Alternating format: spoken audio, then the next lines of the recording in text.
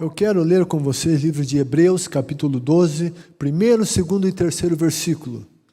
E diz assim a palavra de Deus: portanto, também nós, uma vez que estamos rodeados por tão grande nuvem de testemunhas, livremo-nos de tudo o que nos atrapalha e do pecado que nos envolve e corramos com perseverança a corrida que nos é proposta, tendo os olhos fitos em Jesus, autor e consumador da nossa fé.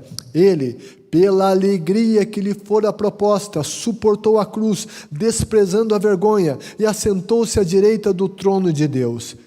Pensem bem naquele que suportou tal oposição dos pecadores contra si mesmo, para que vocês não se cansem, nem desanimem. Não se cansem, nem desanimem.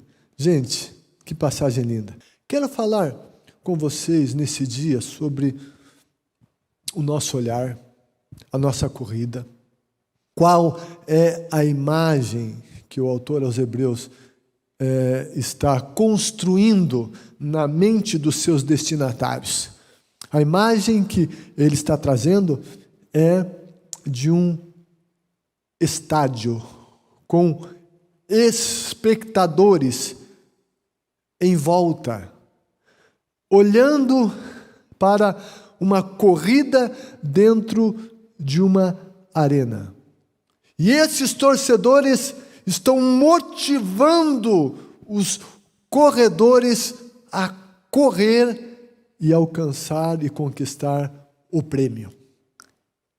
Então, esses corredores, eles devem ser motivados a olhar e ver que tem uma multidão em volta que estão motivando, eles precisam correr.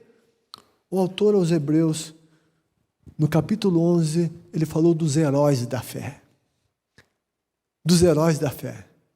E ele está dizendo então aos seus destinatários, e nesse caso nós, olhem para esses heróis da fé, olhem para essa grande nuvem de testemunhas, gente que testemunhou, que abraçou a fé, que correu, que perseverou, que alcançou.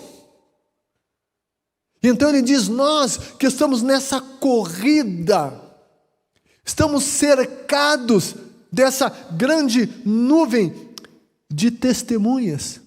E quando a gente olha lá, no capítulo 11, o capítulo anterior, leia o capítulo 11 e então o 12, certo? Nós vemos ali os heróis da fé.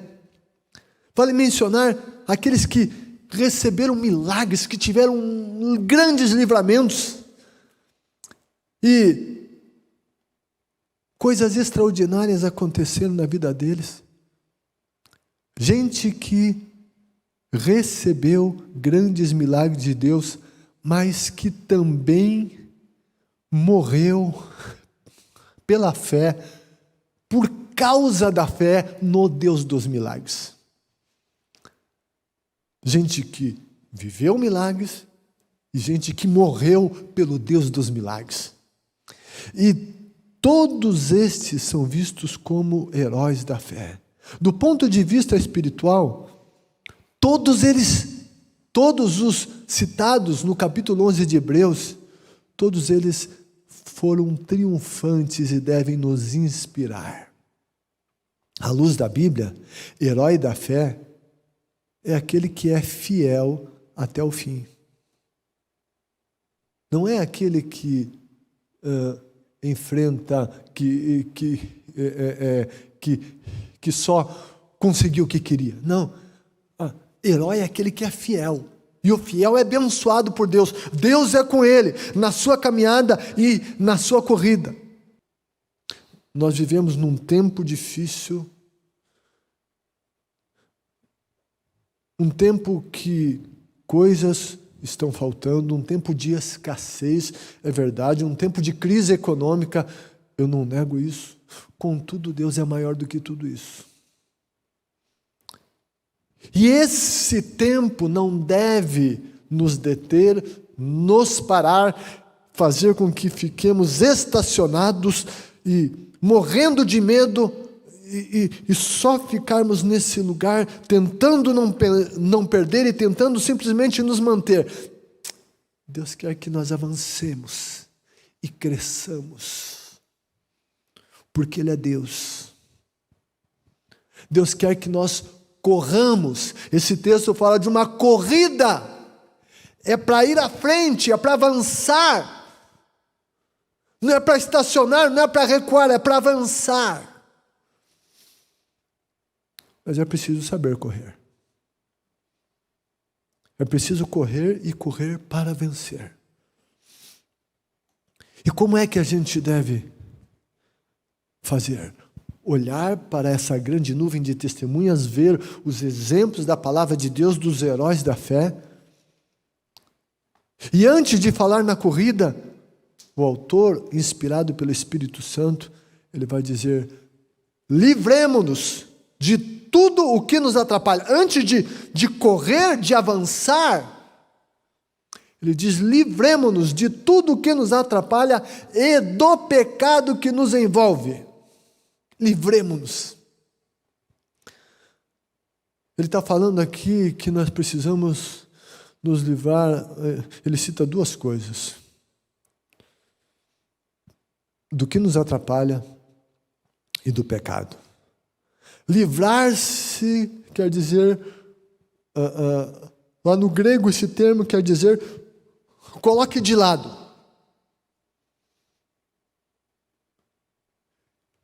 Envolve, esse termo quer dizer, tire do caminho. Aquilo que está no seu caminho, que está te atrapalhando, tira do caminho. Livrar-se também fala de remover. Remover. Esse é o termo lá no grego. Livre-se daquilo que te atrapalha. Livre-se, remova, tira do caminho isso que está te atrapalhando. Livre-se do atrapalho. Verifiquemos se de repente não estamos sendo envolvidos por algum tipo de pecado. Não dá para a gente brincar com pecado, não. A Bíblia diz que o salário do pecado é a morte. Será que não estamos vivendo em algum tipo de pecado e quem sabe até nos acostumamos a ele? E talvez a gente até já se confronta: pois é, isso tem acontecido na minha vida, mas faz tempo que acontece. Acho que isso é assim mesmo. Até já tentei, mas não consegui. Não, vamos lá, vamos levando. Não é assim não. A Bíblia diz que o pecado é algo que a gente tem que se livrar dele.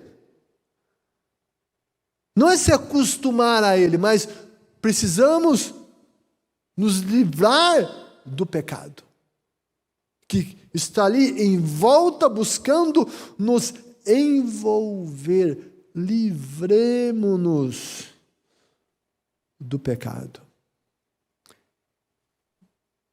Nós precisamos nos livrar, não justificar o pecado. Não, eu sou assim, eu fiz isso porque o outro lá me fez isso, então por isso que eu faço isso. Não, sabe, é que eu sou muito fraco, é que eu tenho essa fraqueza. É que esse é o meu ponto fraco, vou fazer o quê? Não, pecado é algo que a gente tem que se livrar dele para a gente poder correr. Isaías 59 diz que as mãos do Senhor não estão encolhidas para não poder salvar, nem os ouvidos dele fechados para não nos ouvir, mas as nossas iniquidades, os nossos pecados fazem separação entre nós e Deus de maneira que ele não nos ouve. Então, o pecado atrapalha porque ele nos separa de Deus e vai impedir que o fluir de Deus venha sobre nós, a força de Deus venha sobre nós, que a bênção de Deus venha sobre nós. Nós precisamos nos livrar do pecado. Não nos conformar a ele, não justificar os nossos pecados. Ele precisa sair do nosso caminho. Daí, quem sabe, vem aquele que diz, pois é, né? Não, mas eu nunca matei ninguém. Ah, sabe, eu sou gente boa. Ah, eu não mato, não bebo, não jogo, não... Sabe, se a gente não faz essas coisas, não faz mais do que obrigação. Ah, não, eu sou moralmente correto. Sabe, se a gente é moralmente correto, que bom. Não faz mais do que obrigação.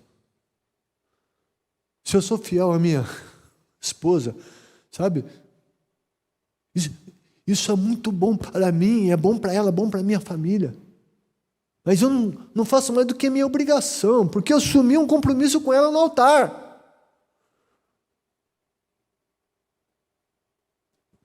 E, contudo, não é só adultério que é pecado, não é só matar que é pecado. Mentir é pecado. Ah, não, mas é que às vezes tem que mentir para... Né, depende da situação. Não tem que mentir. O pai da mentira é o diabo.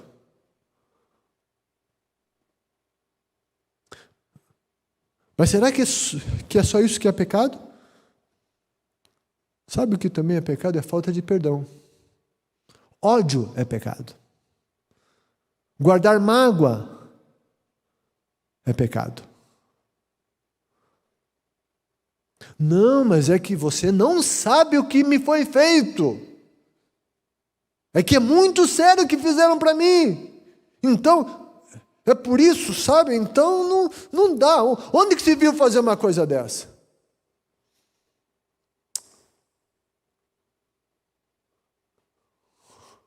O perdoar pecado fala de cancelar dívida. A Bíblia diz que Jesus cancelou o escrito de dívida que era contra nós e o cravou na cruz. O documento de dívida que dizia o Silas pecou, ele deve a Deus. A Bíblia diz que Jesus lá na cruz cancelou esse escrito de dívida. Ele pagou a dívida e nós somos perdoados. E a Bíblia diz que como nós fomos perdoados, nós devemos perdoar. Ceia fala de perdão. Eu e você, que fomos perdoados, não temos o direito de não perdoar.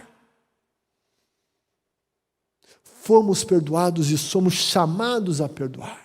A Bíblia diz que Deus nos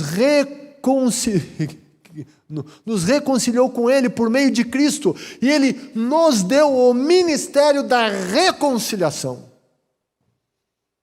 Eu e você fomos reconciliados com Deus por meio de Cristo e somos chamados a sermos reconciliadores.